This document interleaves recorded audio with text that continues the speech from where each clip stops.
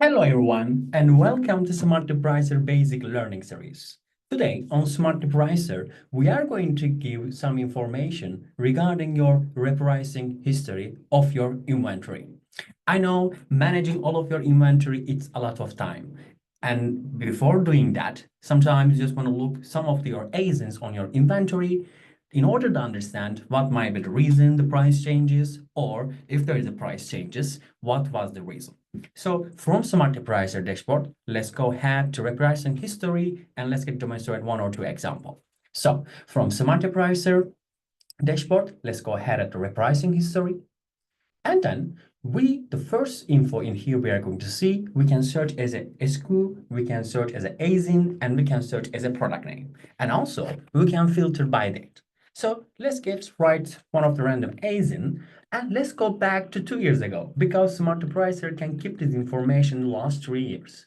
So I'm just going to choose one of the random date from January 2023 to 2024. So let me look. So let us see. So as you can see, all of the price changes has immediately show up. So let's get look one of the first example. When you click any of the random ASIN, you are going to see what was the old price and what was the new price.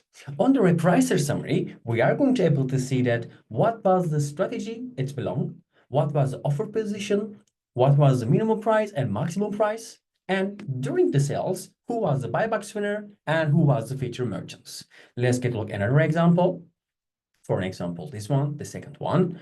This also, one more time, is changed. The reason is that I have a strategy for sales poster. Depending of the sales competition, the price is always changing. So my old price was 29.22, but new price is 29.40. So all you have to do is that just coming to the repricing history, write your ASIN and filter your dates. That's all. We will have a lot of upcoming SmartRepricer basic learning series on the road. See you soon.